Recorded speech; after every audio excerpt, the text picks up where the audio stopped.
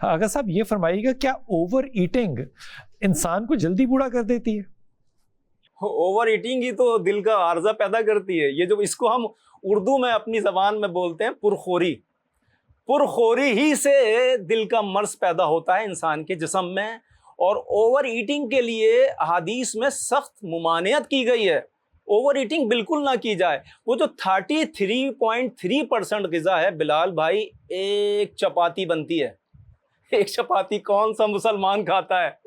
कौन सा मुसलमान खाता है? एक चपाती नहीं खाते ना। और अगर यकीन करें, इस बात पे अमल कर लें, अगर हम जब भी भूख लगे एक चपाती खाएं, आप यकीन करें मेरी बात पर, मैं लिख कर दे सकता हूं। मेरे मौला रसूल खुदा का ऐसा बयान है कि मैंने जो शदीद मैदे के अमराज में मुब्तला थे, शदीद शुगर के अमराज में मुब्तला थे, शदीद दिल का आर्ज़ में मुब्तला थे, मैंने जब इस हदीस का मफहूम उनको बताया, वजाहत से उनको समझाया, आप यकीन करें वो लोग अब तक इस पे अमल जो लोग कर रहे हैं, उनकी सारी दवाइयाँ भी छूट गई। मेरे मौला रसूल खुदा के इस कौल में इतनी शिफा है, सारी दवाइयाँ छूट गई और सेहतमंद ज़िंदगी गुजार रहे हैं। जो डॉक्टर उनको कह रहे थे कि हार्ट अटैक जो आएगा तो बचने की उम्मीद नहीं है, वो डॉक्टर हैरान हैं कि दिल की शरियानें सही से चल रही हैं और सब खुल चुकी हैं। यानी कि ये ग़िज़ा ही आपको जिंदा रखती है और ग़िज़ा ही आपको मार देती है। क्या बात है, क्या बात है, ये बड़ी अच्छी आपने बात की। अगर साहब आम तौर पे एक और कंप्लेंट आजकल जो आता है वो आता है फैटी लिवर का, कि मोटापा जो है, फैट जो है वो लिवर के ऊपर जम गया है। एक तो इसकी वजूहात बयान फरमा दीजिए और एक इसका इलाज बता दीजिए कि क्या करे जिसको फैटी लिवर है। फैटी लिवर जिन लोगों को हो, वो जैतून के पत्ते अगर 2 टाइम या 3 टाइम थोड़े थोड़े 1-1 टेबल स्पून के बराबर खाए जाएं तो फैटी लीवर बिल्कुल ख़त्म हो जाता है और बिल्कुल उस पे से जो चर्बी है वो ख़त्म हो जाती है। अगर जैतून का तेल भी इस्तेमाल कर सकते हैं, लेकिन पत्ते बहुत तेज़ी से इस मर्ज़ को दूर करते हैं।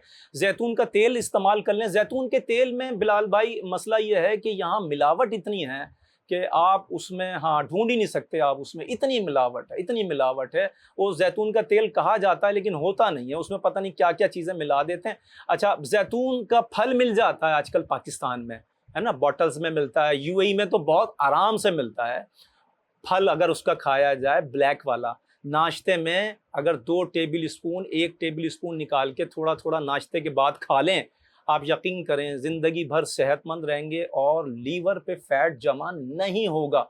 और ये जो अनार के छिलकों का पाउडर है, अगर आप इतनी महंगी चीज़ें, ये जो जैतून है बहुत महंगा है, अनार के छिलकों का पाउडर अगर 1 चमचा फाँक लें हर खाने के बाद, दोपहर के खाने के बाद, रात के खाने के बाद, सुबह के नाश्ते के बाद फाँक लें तो आपका फैटी लीवर 1 महीने में बिल्कुल ठीक हो जाएगा। अगर ये नहीं कर सकते, अनार के छिलकों का पाउडर दस्तयाब नहीं है और आपने नहीं उसको बनाया आपने, तो आप अनार दाना ले लें। अनार दाना 1 मुट्ठी आप 2 गिलास पानी में जोश दें, स्टील के भगोने में। एल्युमिनियम में जोश ना दें, एल्युमिनियम छूटेगा और उसमें मिक्स हो जाएगा तो दिल की बीमारी अगर नहीं भी होगी तो हो जाएगी। एल्युमिनियम में जोश ना दें, स्टील के भगोने में या शीशे के बर्तन में या मिट्टी के बर्तन में जोश दें। जब वो 1 गिलास बच जाए अनारदाने का पानी, अनारदाने के पानी को छानकर निचोड़कर वो सुबह में और शाम में 1 गिलास पी लीजिए और 15 से 20 दिन के बाद जाके अपना टेस्ट कराइए तो आप हैरान हो जाएंगे। अल्लाह ने अनार में बेहद शिफा रखी है, बेहद शिफा है। अनार में इतनी शिफा है कि इंसान हैरान हो जाएगा। मैंने अनार से अपने बहुत सारे हज़ारों नहीं लाखों मरीजों के बहुत सारे अमराज सिर्फ अनार से दूर किए हैं। अनार में अल्लाह ने इतनी शिफा रखी है। अच्छा, जोड़ों का दर्द जो है, इसका इलाज क्या है हकीम साहब? देखिए, जोड़ों के दर्द के लिए आजकल एक जदीद इलाज, जदीद सप्लीमेंट निकला है जो मैं अपने मुसलमान भाइयों को ज़रूर बताऊंगा, क्योंकि ये तहकीक तो देखिए, हम लोग तो तहकीक से अब बहुत दूर हैं। तहकीक तो हमारे पास, मुसलमानों के पास तो बहुत ही कम है, ना होने के बराबर है। अच्छा, ये यूरोप में और मगरबी मुमालिक में इस पर तहकीक हो रही है कि क्या चीज़ जोड़ों के दर्द के लिए, हड्डियों के दर्द के लिए इस्तेमाल की जाए कि हड्डियाँ, यानी कि स्ट्रक्चर आपका जितना मजबूत होगा उतने लॉन्ग लाइफ हो जाएंगे ना। अगर बिल्डिंग में सरिया अच्छा है, मजबूत है, तो बिल्डिंग गिरेगी नहीं ज़लज़ला आने के बाद भी। तो उस स्ट्रक्चर को, हड्डियों को मजबूत करने के लिए अंग्रेज़ों ने एक चीज़ बनाई। उन्होंने हल्दी पे रिसर्च की। उन्होंने हल्दी पे रिसर्च की कि हल्दी में ऐसी क्या चीज़ है कि 5000 साल से इसको इस्तेमाल किया जा रहा है? जब हड्डी टूट जाती है तो दूध में हल्दी मिला के पीते हैं। जब शिगाफ पड़ते थे जिस्मों पर, तलवारों के, भालों के, लश्करों में लड़ाइयाँ होती थी, जंगे होती, तो हल्दी भर दिया करते थे, हल्दी भरते थे। अब चाहे हड्डी टूटे, चाहे गोश्त फट जाए, चाहे शरियाने फट जाएं, हल्दी हर चीज को जोड़ रही है। उन्होंने हल्दी पे रिसर्च की। रिसर्च करने के बाद उनको मालूम चला कि हल्दी में अल्लाह ने एक मौजज़ाती कंपाउंड रखा है, उसका नाम है करकोमिन। जब उनको ये मालूम चला करकोमिन इसमें मौजूद है तो वो हैरान हो गए कि मौजज़ाती चीज करकोमिन है। अब उन्होंने हल्दी में से करकोमिन एक्सट्रैक्ट करके निकाल लिया। 400 ग्राम हल्दी में से सिर्फ 10 ग्राम करकोमिन निकलता है। अब उस करकोमिन को निकालने के बाद उनको एक बात और पता चली कि ये करकोमिन इंसानी जिस्म में, इंसानी बदन में आराम से एब्जॉर्व नहीं होगा। इसको एब्जॉर्व करने के लिए किसी और चीज की सपोर्ट चाहिए। फिर उन्होंने रिसर्च की, मालूम चला ये जो काली मिर्च है, ब्लैक पेपर है, इसमें पिपरीन होता है एक कंपाउंड। पिपरीन को और करकोमिन को जब मिलाया गया तो उससे उन्होंने एक कैप्सूल बनाया। एक कैप्सूल यूरोप में सुबह वो लोग खाते हैं, एक कैप्सूल शाम खाते हैं। बिलाल भाई वहाँ 110-120 साल तक जिंदा हैं, जवान हैं। 100 साल का बुड्ढा सुपरमार्केट में भाग भाग के काम करता है और थकता नहीं है, और चड्डा पहन के 4 घंटे सड़कों पे भागता है, ना थकता है, ना उसको पल्पिटेशन होती है, ना उसके जॉइंट्स में दर्द होता है, और वो जवान है।